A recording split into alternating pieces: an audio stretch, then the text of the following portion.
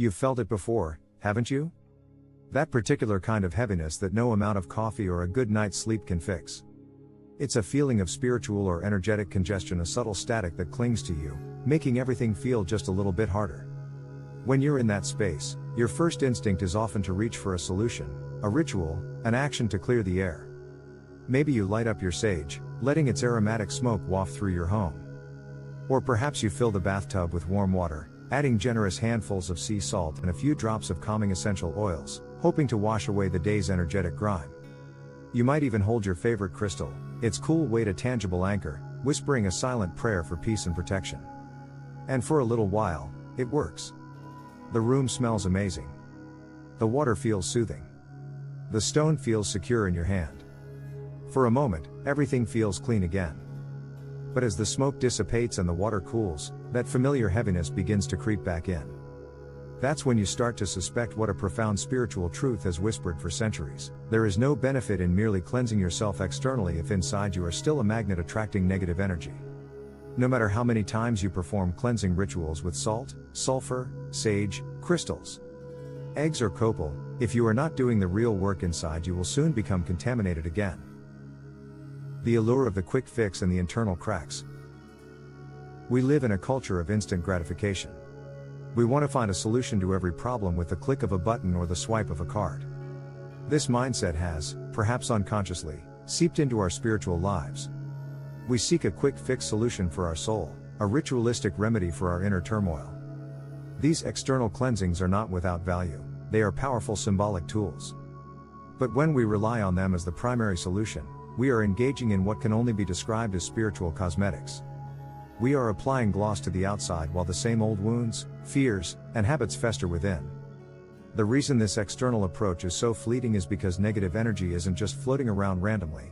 It's drawn to specific vulnerabilities within us, much like a magnet. The text calls these internal cracks, and they are the unhealed wounds, the unprocessed emotions, and the unexamined habits that serve as open invitations for subtle larvae, negative entities and energetic parasites to attach themselves to us. Let's break down what these cracks truly are. First, there's out-of-control ego. This isn't just about pride. It's the defensive part of you that has been built over years to protect your vulnerability.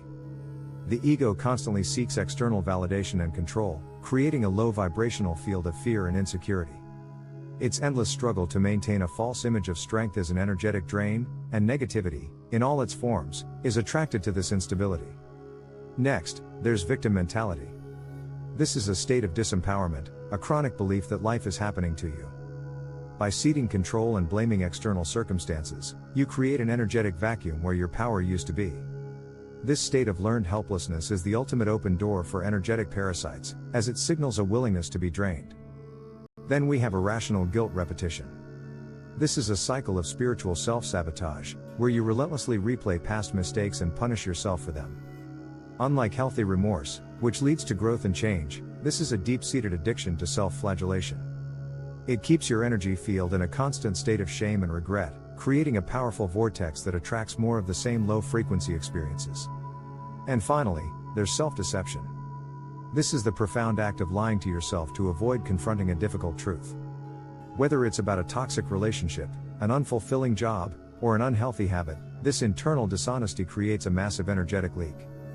You are living a double life, one that you present to the world and a different one that you know to be true. This lack of integrity and congruence creates a chaotic energy field, a playground for confusion and negative influences. These cracks are the real problem. They are the reasons why, no matter how much you cleanse your space, you find yourself becoming contaminated again.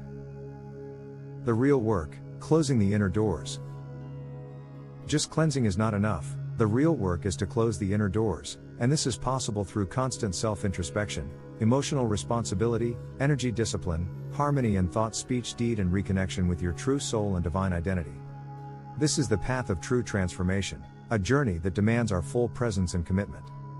Constant self-introspection is the courageous practice of looking inward without judgment. It's about becoming the silent witness to your own thoughts, emotions, and patterns. Through practices like journaling, meditation, or simply quiet reflection, you begin to map out those inner cracks. You ask the difficult questions: why do I keep attracting this kind of person? What fear is behind my need for control? This is the foundational work of bringing the hidden wounds into the light so they can finally begin to heal. Emotional responsibility is the powerful act of reclaiming your power. It's the conscious choice to own your reactions and feelings instead of projecting them onto others. Instead of saying, "You made me feel so angry," you learn to say, "When that happened, I felt a wave of anger, and I need to understand why." This practice breaks the victim mentality by severing the energetic cord that ties your well-being to others' actions. It puts you back in the driver's seat of your own emotional life. Energy discipline is about becoming the conscious gatekeeper of your own energetic field. This goes far beyond a ritualistic cleanse. It involves setting and maintaining firm boundaries, both physical and energetic, with people, places, and situations that drain you. It means being mindful of what you consume, from the food you eat to the media you watch and the conversations you participate in. By consciously curating your energetic environment, you prevent the cracks from being exposed in the first place. Harmony in thought, speech, deed is the practice of living with integrity. It is the alignment of your inner world with your outer actions. When what you think, what you say, and what you do are all in agreement, your energy field becomes coherent and strong. A person of integrity is not easily swayed by negativity because there is no dissonance or internal conflict for it to latch onto.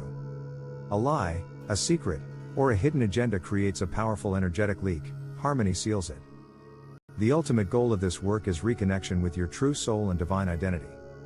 This is the process of shedding all the layers of conditioning, ego, and societal expectations that have obscured your authentic self. It is a return to the foundational truth of who you are, a being of light, love, and immense power. When you are rooted in this identity, you are not merely protected from negativity, you become an energetic force that is simply incompatible with it. The question of true freedom and the collective impact. If the change does not happen inside, every ritual is just spiritual cosmetics gloss on the outside, the same wounds, fears, and habits inside, and then negative energy enters again. This is why the question from the original text is so profound. Ask yourself, do I really want to be free, or do I just want to feel good for a little while? This question forces a choice between two very different paths. The path of wanting to feel good for a little while is the path of comfort, of the quick fix, and of avoiding the difficult truths. The path of wanting to be free is the path of courage, of deep work, and of enduring transformation. This path is for those who stop running away and start the journey within and know that the outer world changes only when we change our inner realm. And here is the most powerful part of this journey: it is never a selfish act. An awakened soul purifies the whole realm, and that is true service. When you do the hard work of healing your own wounds and sealing your own cracks, you are not just helping yourself. You are raising your energetic vibration and, by extension, the vibration of everyone and everything you encounter. Your peace, your integrity, and your light have a ripple effect that touches your family, your friends, your community, and eventually, the entire collective consciousness. You become a beacon, a living example of what is possible, and that is a service more potent than any external ritual could ever be. So the next time you feel that familiar heaviness, take a moment before you reach for the sage. Instead, take a deep breath, and ask yourself a different question. What inner door might be open right now, and what can I do to begin closing it? That is where the real purification begins.